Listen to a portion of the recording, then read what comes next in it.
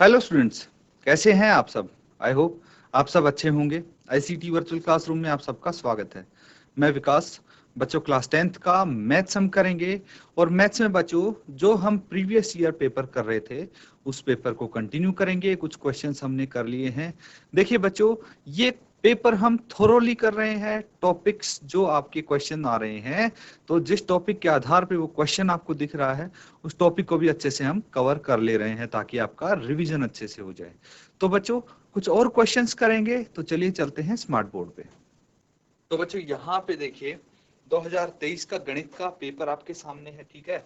Discuss कर चुके हैं हम इस पेपर को और कुछ क्वेश्चन भी हम कर चुके हैं। देखिए ये सारे क्वेश्चन आप कर चुके हैं ना, जो एमसीक्यूज हैं, मल्टीपल चॉइस क्वेश्चन आप देख पा रहे हैं, ये सब हम डिस्कस कर चुके हैं, सॉल्व कर चुके हैं। यहाँ पे एमसीक्यू के बाद क्या आ जाते हैं बच्चों, एमसीक्यू के बाद देखिए क्वेश्चन जैसे 2, 3, 4, ये सब आपके 1 मार्क्स के क्वेश्चन हैं और ये डिस्क्रिप्टिव क्वेश्चन है, ये भी हम डिस्कस कर चुके हैं, है ना। ये सब सॉल्व कर लिए हमने। उसके बाद जो ये 2 मार्क्स के देख रहे हैं ये भी हमने सॉल्व किए हैं, आप लोगों ने सॉल्व किए हैं और आपने ही आंसर बताए हैं, है ना। तो ये भी अच्छे से आते हैं आपको। हम कर रहे थे प्रीवियस सेशन में क्वेश्चन नंबर 14। तो यहाँ पे देखिए क्वेश्चन नंबर 14 जो है 14 नंबर क्वेश्चन, ऑप्शन दिए गए हैं। मतलब क्या है कि 14 नंबर में 2 सवाल हैं, है ना। एक तो पहला आपको दिया गया है क्वेश्चन, उसके बाद अथवा स्लैश और आपको दिख रहा है ना। तो अथवा का मतलब क्या है कि या तो आप जो पहले क्वेश्चन दिया गया है इसको सॉल्व कर लीजिए या दूसरे वाला इसका क्वेश्चन दिया गया है, दोनों में से कोई एक सवाल सॉल्व कर लीजिए। तो पहला आप पढ़ेंगे, अगर वो आपको अच्छे से आता है तो दूसरा पढ़ने की जरूरत ही नहीं, है ना। तो अगर आपको पहला नहीं आता है या फिर आपको लगता है थोड़ा लंबा है ये, तो देख लेंगे कि दोनों में से कौन सा अच्छे से आता है, तो वो आप सॉल्व करेंगे, है ना। तो इसीलिए दोनों सवालों को, दोनों जो ऑप्शंस हैं उनको पढ़ें अच्छे से और उसके बाद डिसाइड कर लें आप कि कौन सा आपको करना है ना, ताकि 2 मार्क्स कंफर्म हो जाएं। तो इस टाइप के क्वेश्चंस तो बिल्कुल नहीं छोड़ने आपको, है ना, क्योंकि 2 में से कोई एक ही करना है और एक तो आता ही होगा आपको, तो ये आपके लिए प्लस पॉइंट है बच्चों, ठीक है। तो चलिए इनको हम करते हैं क्वेश्चंस को और यहां से हम शुरू करते हैं।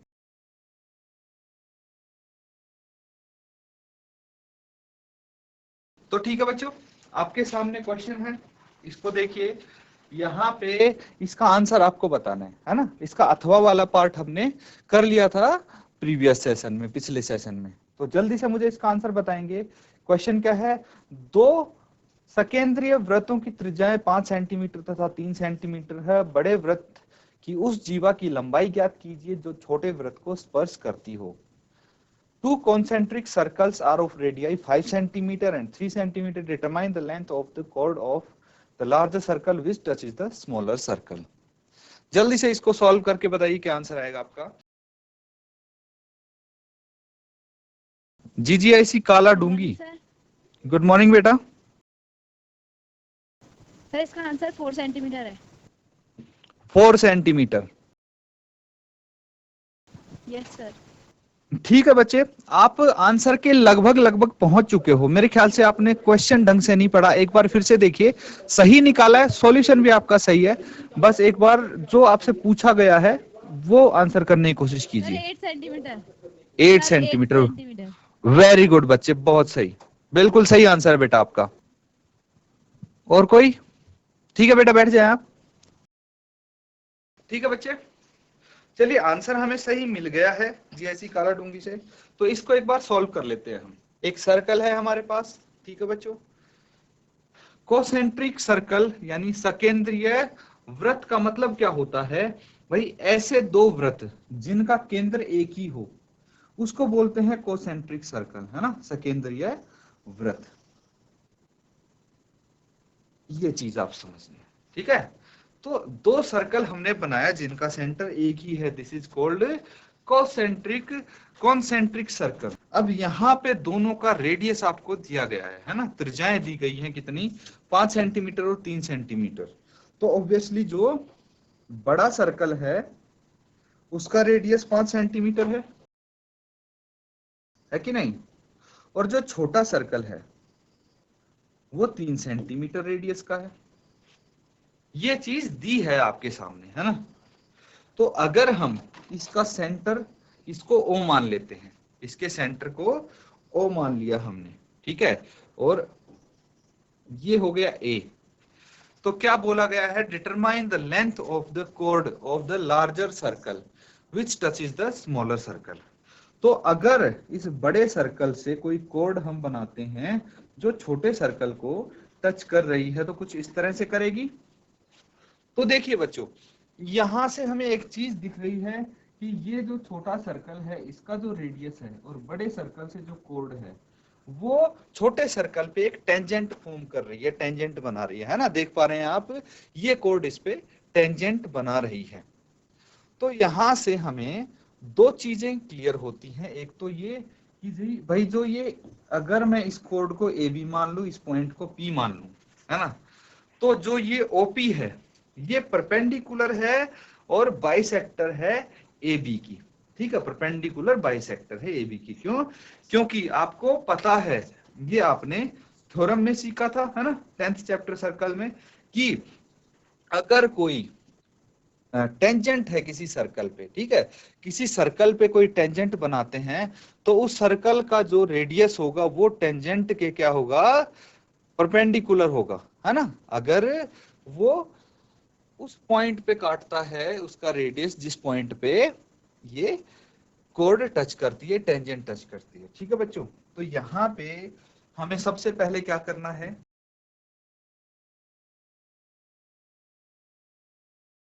माना ओ केंद्र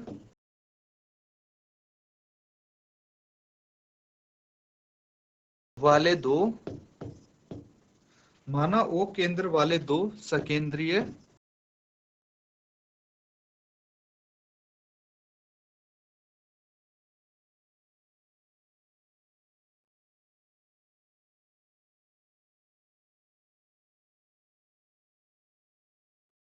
इसमें कोई दिक्कत नहीं है ना भाई। सेंटर ओ है, इसके सेंटर ओ वाले दो कॉन्सेंट्रिक सर्कल है हमारे पास, सकेंद्रीय वृत्त है। अब देखिए, जो त्रिज्याएं आपको गिवन है, रेडियस आपको गिवन है, उनको लिख लेते हैं। त्रिज्याएं ओ ए तथा एक तो ओ ए होगी, दूसरी ओपी होगी। ओ ए ओपी कितनी है, क्रमशः ओ ए तो 5 सेंटीमीटर है और ओपी 3 सेंटीमीटर है। ठीक है बच्चों, ये हम यहाँ पे लिख सकते हैं, ये चीज तो गिवन है। अब वृत्त को क्या है, बिंदु P पर स्पर्श करती है जीवा AB, है ना। जो जीवा AB है, लिख लीजिए, बड़े वृत्त की जीवा AB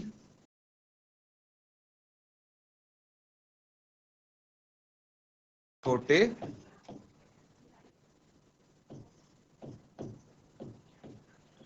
वृत्त को बिंदु P पर स्पर्श करती है।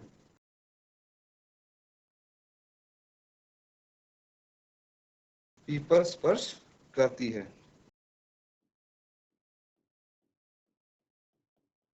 ठीक है बच्चों, तो यहाँ पे एक चीज हमें पता लगती है कि जो त्रिज्या है, कौन सी त्रिज्या, ओपी, वो परपेंडिकुलर है एबी के। ठीक है, क्योंकि ये टेंजेंट है एबी, है ना।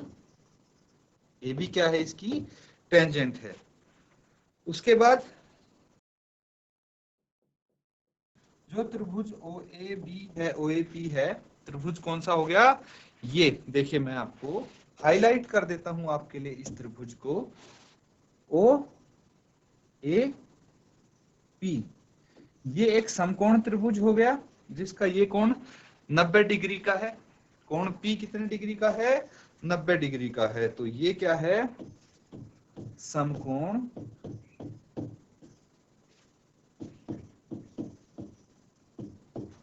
त्रिभुज है। इतना समझ में आया बच्चों।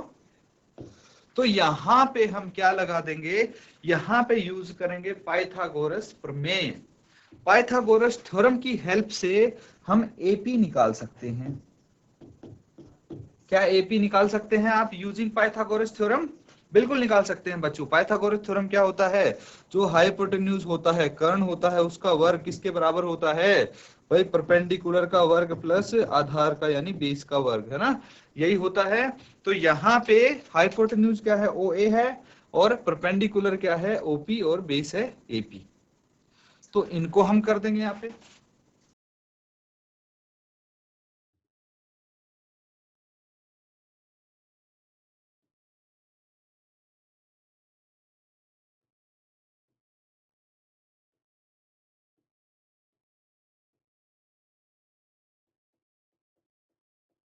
पाइथागोरस प्रमेय से, पाइथागोरस प्रमेय की मदद से हम यहाँ पे क्या कर सकते हैं, एपी निकाल सकते हैं। एपी क्या हो जाएगा, अंडर रूट किसका, देखिए वापस से हम फिगर पे देखते हैं, ये किसका अंडर रूट हो जाएगा भाई, अगर हमें ये एपी मान लीजिए बेस है ना, एपी किसका अंडर रूट हो जाएगा, H square minus P square का, है ना। तो एच स्क्वायर क्या है, ओ ए, और ये क्या है, ओपी, है ना, ओ ए माइनस ओपी लिख देंगे, ओ ए स्क्वायर माइनस ओपी स्क्वायर। ठीक है बच्चों, ओ ए स्क्वायर कितना है, 5 का स्क्वायर माइनस 3 का स्क्वायर, कितना आ जाएगा ये, 5 का वर्ग 25, 3 का वर्ग 9, ये आ जाएगा अंडर रूट 16। तो एपी कितना आ गया, एपी आ गया 4। ठीक है, एपी आ गया 4। क्यों, क्योंकि प्लस माइनस 4 आता, -4 हो नहीं सकता, क्योंकि भाई किसी भी त्रिभुज की भुजा नेगेटिव कैसे होगी, ऋणात्मक नहीं होगी ना भुजा, इसीलिए 4 सेंटीमीटर आ जाएगा। लेकिन ये बाइसेक्ट करता है बच्चों, है ना, ये चीज मैंने बताई थी, ये इसको, ये इसको पॉइंट, इस कोड को बाइसेक्ट करेगा, दो इक्वल पार्ट्स में बांटेगा। इसीलिए अगर एपी इतना है हमारे पास, तो बीपी कितना होगा, बीपी भी 4 सेंटीमीटर होगा। तो ए बी कितना होगा, 4 + 4 दैट इज 8 सेंटीमीटर। हमसे जीवा पूछी गई है ना, तो जीवा कितनी हो जाएगी, 8 सेंटीमीटर। ये आपका आंसर हो जाएगा बच्चों। ठीक है, इसको नोट डाउन कर लो। अगला सवाल करें अब फटाफट। देखिए 10th चैप्टर से ये आपका क्वेश्चन है, सर्कल से, बहुत ही छोटा सा चैप्टर है, उसमें बस दो थ्योरम है आपके पास, है ना, वो भी एक थ्योरम आ गई तो दूसरी अपने आप आ जाएगी, तो बस इसमें कुछ खास नहीं है। ये वाला सवाल हमने प्रीवियस सेशन में कर लिया था आपका, इसका जो अथवा वाला पार्ट था। तो अब हम करेंगे question number 15।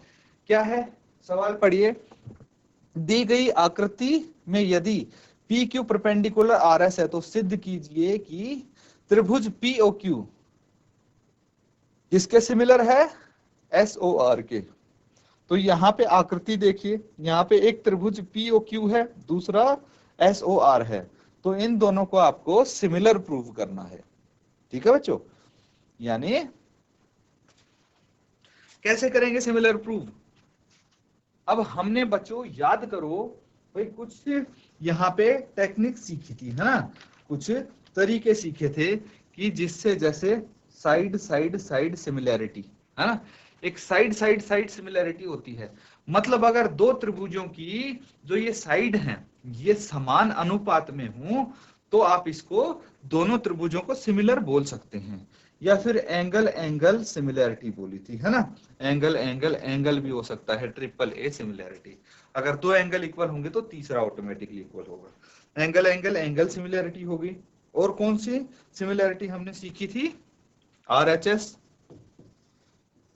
S A S, ये सब हमने सिमिलैरिटी सीखी थी, है ना, याद आ रहा होगा कुछ कुछ जब हम ये चैप्टर कर रहे थे, तो ये सारी सीखी थी।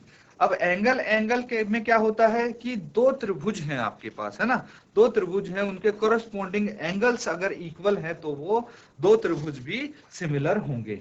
इसी तरह से अगर भाई कोई भी राइट हैंड साइड एक एंगल 90 डिग्री का है ना, तो वो भी आपके सिमिलर हो जाएंगे। फिर साइड एंगल साइड, ठीक है भाई, दो साइड होंगी उनके अनुपात इक्वल होंगे और बीच वाला जो एंगल है वो सेम होंगे, तो भी सिमिलर हो जाएंगे। तो यहाँ पे कौन सी प्रॉपर्टी अप्लाई होगी ये हमें देखना है। तो बच्चों ये तो शो करने वाला है ना, इसमें आंसर तो कुछ निकालना नहीं है, बस प्रूव करना है आपको।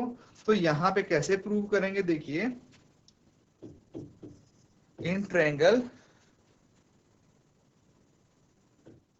क्या क्या दिया है, POQ, POQ एंड दूसरा ट्रायंगल कौन सा है, SOR, ट्रायंगल SOR। ये दो त्रिभुज हैं। तो इन दो त्रिभुजों में हम क्या क्या देख सकते हैं, देखिए एंगल हमारे इक्वल हो सकते हैं। कैसे इक्वल हो सकते हैं, क्योंकि हमें दिया गया है PQ पैरेलल टू RS, ठीक है, PQ RS के पैरेलल है बच्चों। पैरेलल मतलब समांतर, ठीक है, ये समांतर हैं। तो समांतर में क्या होता है बच्चों, एक चीज समझना, अगर आपको दो लाइंस ऐसे पैरेलल दे दी गई है ना, और ये एक ट्रांसवर्सल है इसकी, ठीक है, तो यहाँ भी कुछ ऐसा ही सीन बन रहा है, आप देखना ध्यान से। तो इसमें कुछ आपको ऑल्टरनेट एंगल्स दिए होते हैं, है ना, और बहुत सारे वर्टिकली अपोजिट एंगल्स होते हैं, और भी बहुत सारे एंगल्स जो क्लास 6 में हमने किए थे, है ना। तो ये आपको यहाँ पे ये चीज लगेगी, ऑल्टरनेट इंटीरियर एंगल्स होते हैं, है ना, तो ये इक्वल होते हैं। अब वही हम चीज यहाँ पे अप्लाई करने वाले हैं। तो अब देखिए PQ कौन सी है पता है ना आपको, ये हो गई PQ,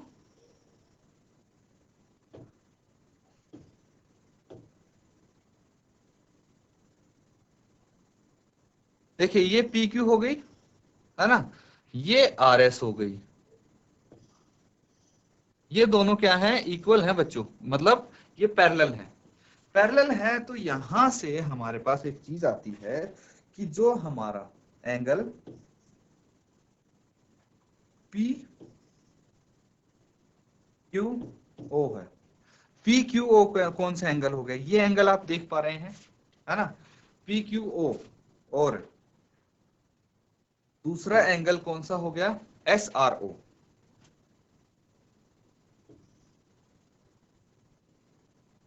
RO, ये दोनों एंगल इक्वल हैं, ठीक है, ये दोनों एंगल इक्वल हैं, ये और ये। क्यों, क्योंकि भाई ये दोनों RS और PQ पैरेलल हैं, तो इसीलिए ये दोनों क्या हो जाएंगे, ऑल्टरनेट एंगल्स हो जाएंगे जो कि इक्वल होंगे। अगर ऑल्टरनेट एंगल्स होते हैं,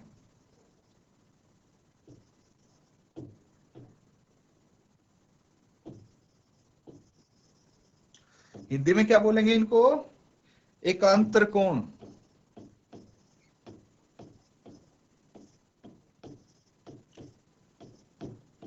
छठी कक्षा में पढ़ा होगा बच्चों आपने, छठी में, सातवीं में, एकांतर कोण क्या होते हैं। तो बस ये एकांतर कोण हो गए, इसीलिए ये इक्वल है। दूसरा देखिए, हम सिमिलरली क्या बोल सकते हैं कि जो हमारा एंगल POQ, POQ ये हो गया, और एक ये हो गया, कौन सा, ROS। POQ और ROS ये क्या है, ये हैं आपके vertically opposite angles, vertically opposite angles, यानी शीर्षाभिमुख। क्या हो गए ये, शीर्षाभिमुख कोण।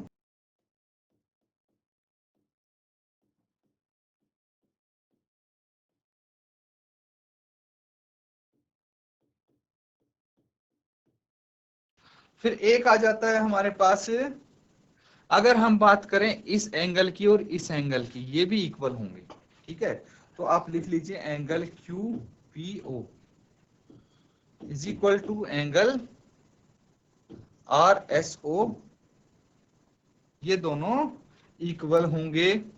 क्यों, बिकॉज ऑल्टरनेट एंगल्स, ठीक है बच्चों, ऑल्टरनेट एंगल्स होंगे। तो अगर देखिए तीनों एंगल इनके तीनों कोरस्पॉन्डिंग एंगल्स इक्वल हैं, तो आप बोल सकते हैं त्रिभुज POQ, ठीक है। या फिर जो आपसे बोला गया है उसी का लिखेंगे आप।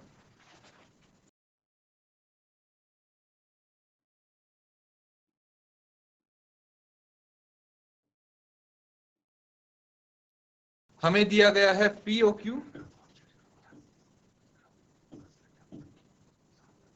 is equal to is similar to triangle SOR by angle similarity, ठीक है बच्चों। तो ये चैप्टर ट्रायंगल से था क्वेश्चन, बहुत ही सिंपल क्वेश्चन है ना, आराम से आप कर सकते हैं, नोट डाउन कर लीजिए इसको। ठीक है बच्चों, अगला सवाल करें अब। ये देखिए,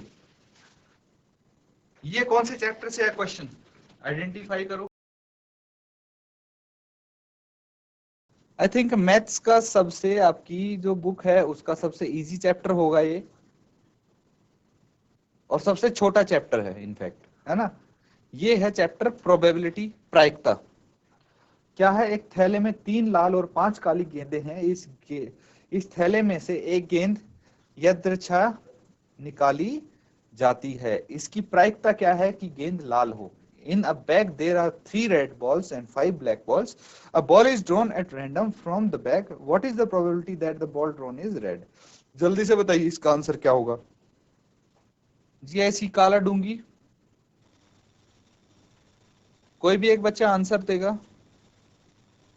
सर 3/8। 3/8, very good.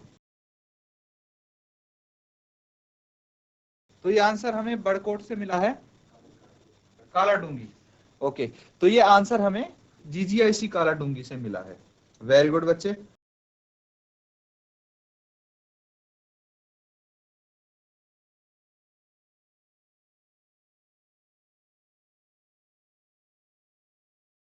हम यहाँ पे सॉल्व कर लेते हैं इसको।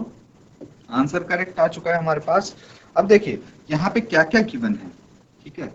यहाँ पे गिवन है जो लाल गेंद है,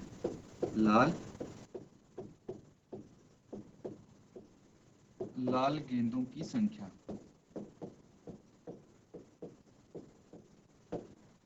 यानी number of red balls. Number of red balls कितनी गिवन है आपको, 3। नंबर ऑफ रेड बॉल्स 3 है। और वहीं पे काली गेंदों की संख्या कितनी है,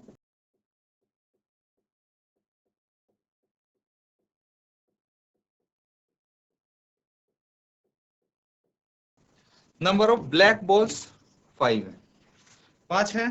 तो कुल गेंदों की संख्या कितनी होगी,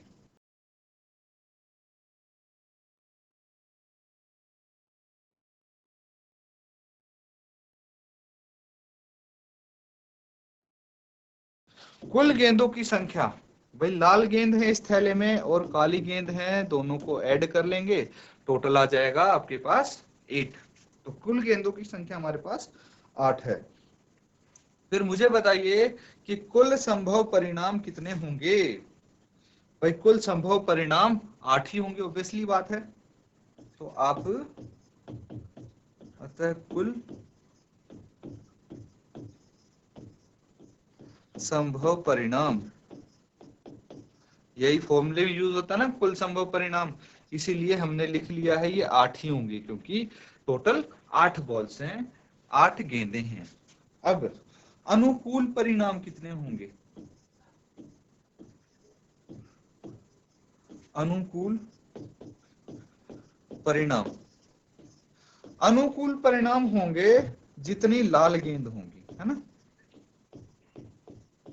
क्यों, क्योंकि हमें तो लाल गेंद आनी चाहिए, है ना, लाल गेंद आने की प्रोबेबिलिटी, प्रायिकता ढूंढनी है।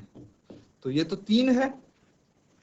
तो अब हम प्रोबेबिलिटी ऑफ इवेंट निकालेंगे, ठीक है।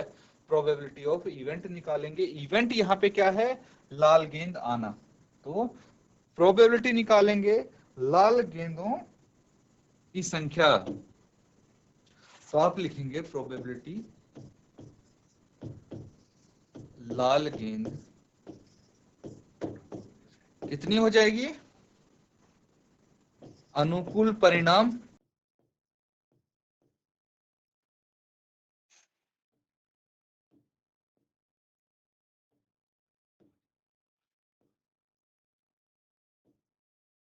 अनुकूल परिणाम बटे कुल संभव परिणाम।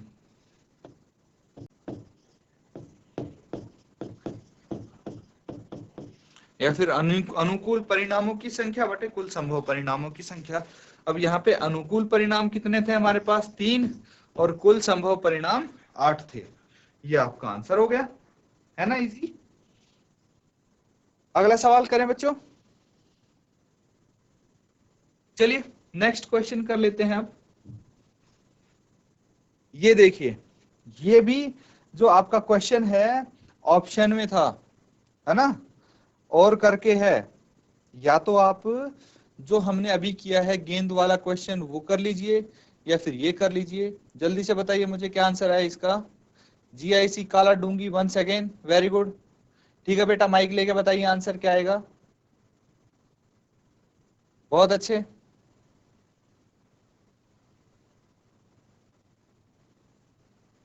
चलिए पहले GIC चोई रामनगर से पूछ लेते हैं, उसके बाद GIC काला डूंगी से कनेक्ट करेंगे। बेटा GIC काला डूंगी आप थोड़ी देर रुक जाइए।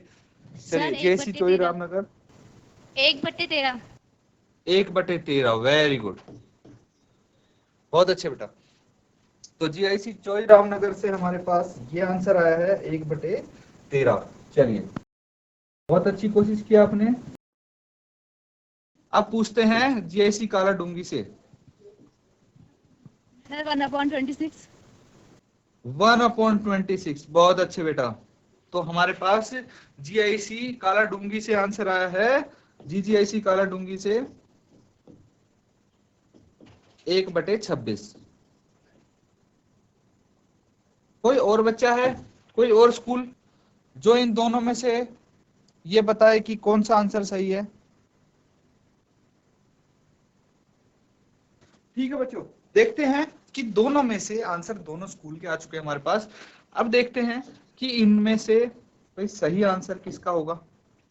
चलिए चेक करते हैं। सबसे पहले आप मुझे ये बताइए, एक गड्डी जो होती है,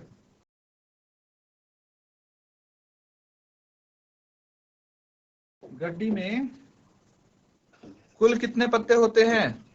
ये पता है आपको? कुल 52 पत्ते होते हैं, है ना? There are 52 cards in a deck, लिखा भी हुआ है।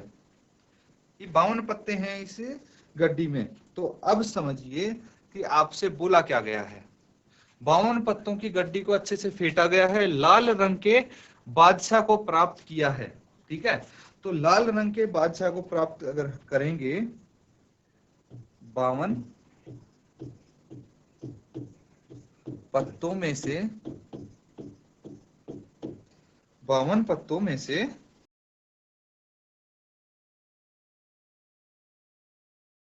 लाल रंग के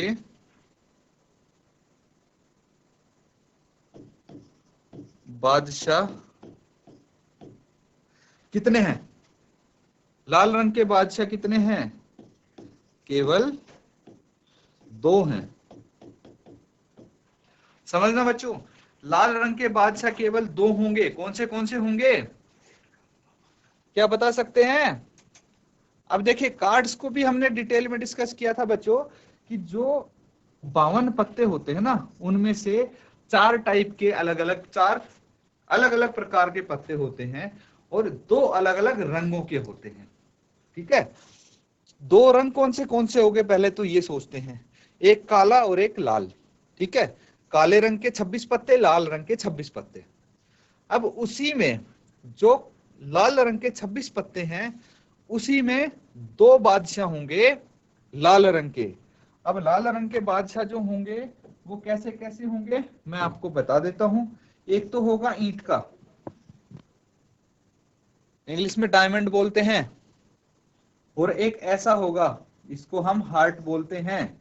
ठीक है, एक हार्ट्स का होगा और एक हार्ट्स का यानी पान का, और एक ईंट यानी डायमंड का। तो एक बादशाह ये हो गया, एक ये हो गया, बस दो ही लाल रंग के बादशाह होंगे। बाकी इसके अलावा दो बादशाह और होंगे, टोटल 4 बादशाह होते हैं 52 कार्ड में।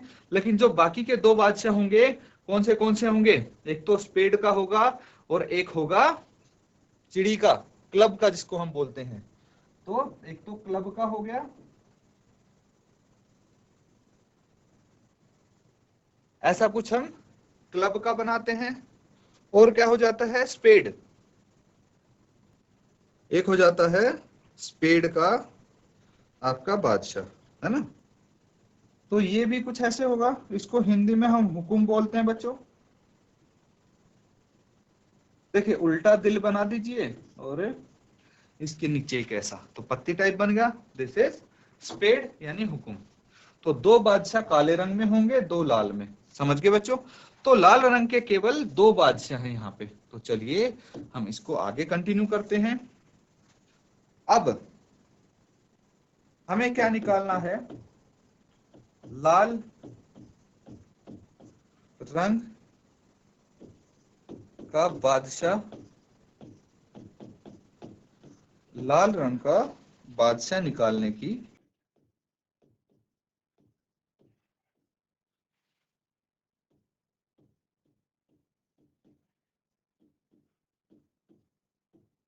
प्रायिकता क्या हो जाएगा, अनुकूल परिणामों की संख्या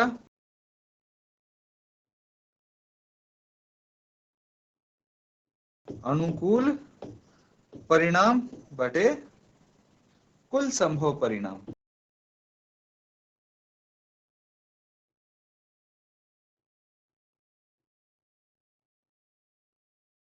अनुकूल परिणाम बटे कुल संभव परिणाम। तो देखिए यहां पे जो हमारे पास अनुकूल परिणाम है वो कितने हैं, तो इरेज कर दें पहले।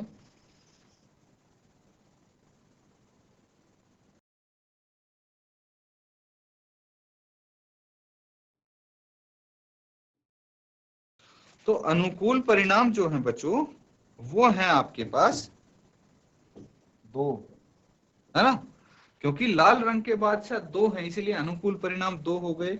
और कुल संभव परिणाम भाई गड्डी में तो 52 ताश है, तो हमने पूरे 52 ताश लिए हैं। तो 52 ताशों में से 2 ताश हैं भाई, जिनमें से कोई भी आ जाएगा तो हमारी कंडीशन सेटिस्फाई हो जाएगी। इसको कैंसिल आउट करेंगे तो ये कितना आ जाएगा, 26, 1/26। That will be your answer. Note down कर लीजिए बच्चों इसको। और किसी बच्चे को कोई डाउट अगर लग रहा है, आपको कोई चीज नहीं समझ में आई है, मैं दोबारा बता दूंगा, आप हैंड रेज करके पूछ सकते हैं बच्चों।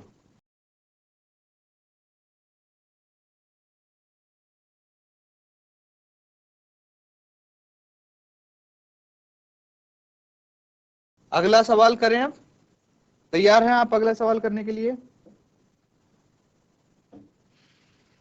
देखिए ये है क्वेश्चन, यहां पे आपको क्या बोला गया है, निम्नलिखित समीकरणों के युग्म को हल कीजिए, solve the pair of linear equation. ठीक है, पेयर ऑफ इक्वेशंस आपको सॉल्व करने हैं। तो जल्दी से इसको सॉल्व करके एक्स और वाई की वैल्यू बताएंगे आप क्या आएगी, फटाफट बताइए।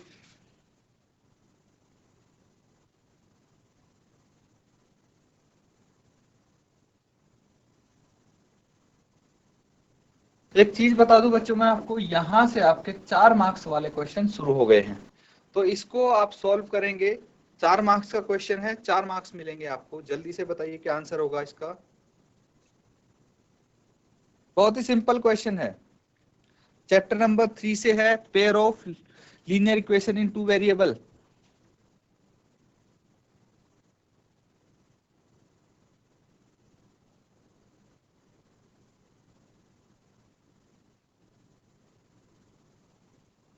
चलिए जिसका आंसर आता है फटाफट बताइए मुझे। जीआईसी, जीजीआईसी काला डूंगी, जीआईसी जयंती कोट, किस बच्चे का आंसर आया है, शाबाश। चलिए जैसे ही आपका आंसर आ जाएगा आप शेयर कर दें अपना आंसर, तब तक हम धीरे धीरे सॉल्व करना स्टार्ट करें बच्चों।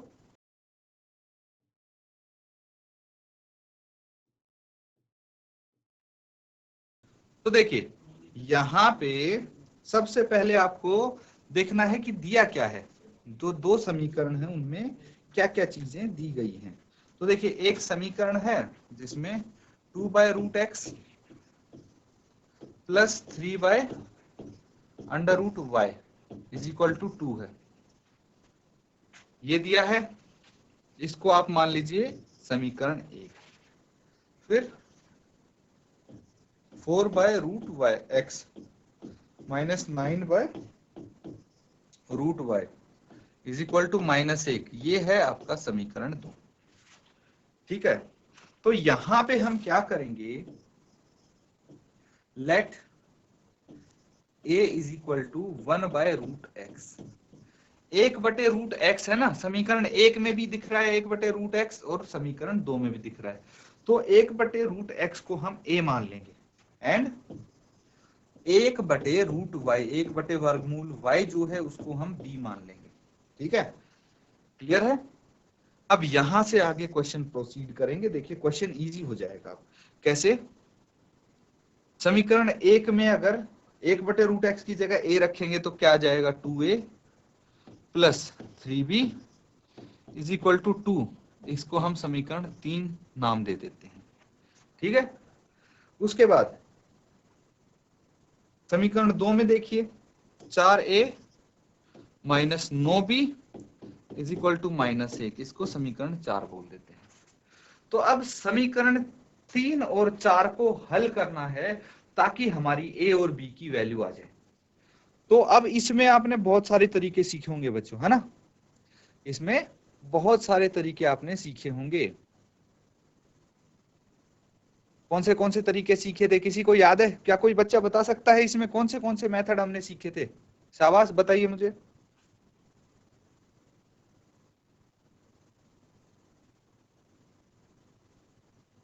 तो इसमें बच्चों या तो आप सब्स्टिट्यूशन मेथड का यूज कर सकते हैं, है ना, या फिर एलिमिनेशन मेथड, या फिर क्रॉस मल्टीप्लीकेशन, कोई एक मेथड यूज करेंगे।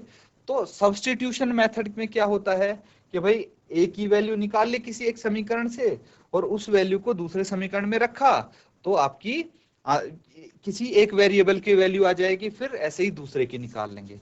एक होता है एलिमिनेशन मेथड, इसमें से एक टर्म एलिमिनेट कर देंगे, तो यहां पे यूज करेंगे एलिमिनेशन मेथड। ठीक है, by using elimination method. Elimination method का इस्तेमाल करके हम क्या करेंगे, समीकरण जो 3 है उसको 2 से मल्टीप्लाई कर देंगे, है ना, समीकरण 3 को 2 से मल्टीप्लाई कर देंगे हम, क्या आ जाएगा, 2a है यहाँ पे, है ना, तो 2a इंटू 2 कितना हो जाएगा, 4a plus 3 into 2 6b is equal to 2 into 2 4, इसको एज इट इज रहने दीजिए, 4a minus 9b is equal to -1। अब क्या करेंगे, इनको करेंगे सब्ट्रैक्ट कर देंगे, माइनस कर देंगे, यहाँ माइनस का साइन, यहाँ प्लस का साइन, यहाँ साइन चेंज हो जाएंगे सबके, है ना, तो ये कट जाएगा। 6 और 9 कितना हो गया, 15b इज इक्वल टू 5, तो b कितना आ जाएगा बच्चों, b आ जाएगा 5/15, that is b is equal to 1/3। b की वैल्यू आपकी कितनी आ गई, 1/3।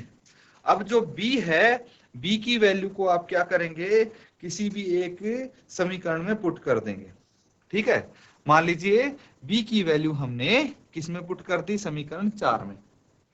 ठीक है, तो पुट करिए b की वैल्यू समीकरण 4 में, देखते हैं क्या आएगा।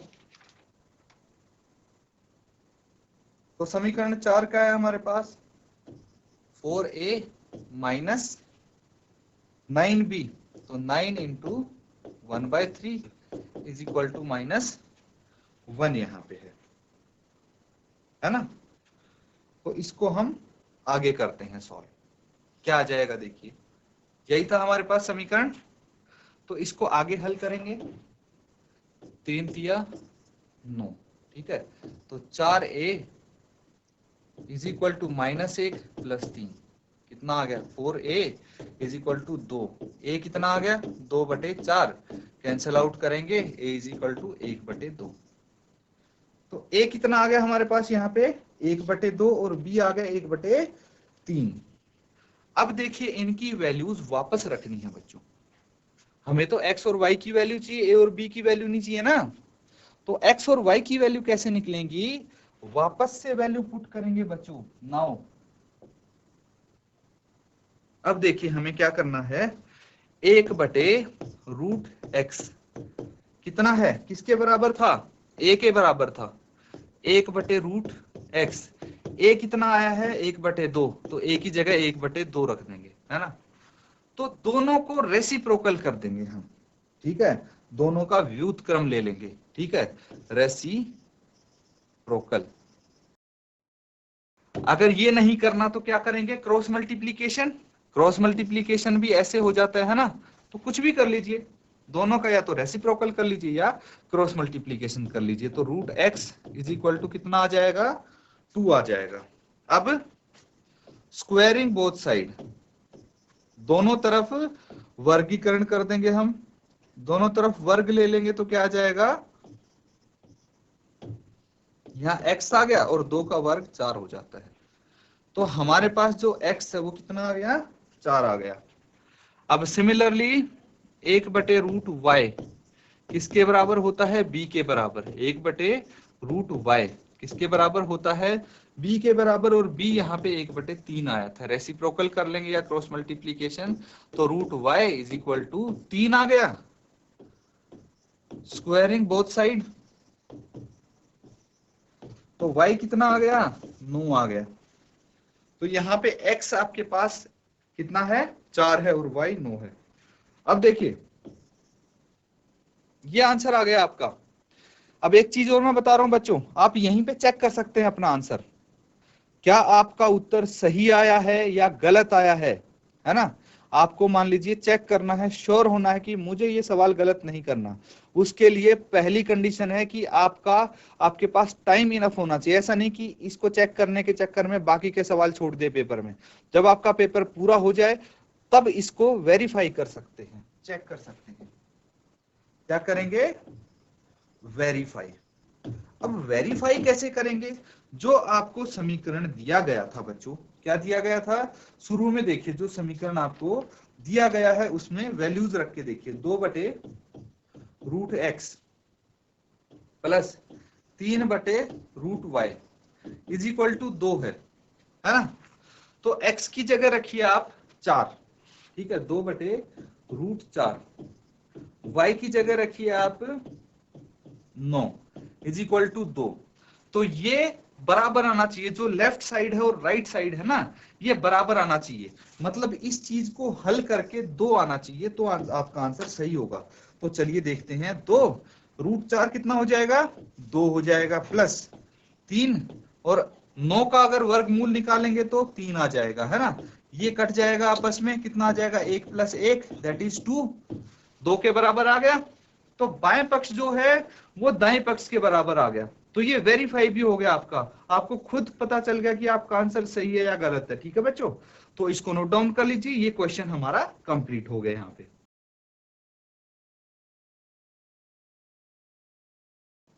तो बच्चों आज जो हमने क्वेश्चंस किए हैं, देखिए 4 मार्क्स वाले क्वेश्चन स्टार्ट भी कर लिए हमने, एक क्वेश्चन यहाँ पे करके भी देखा, है ना बच्चों।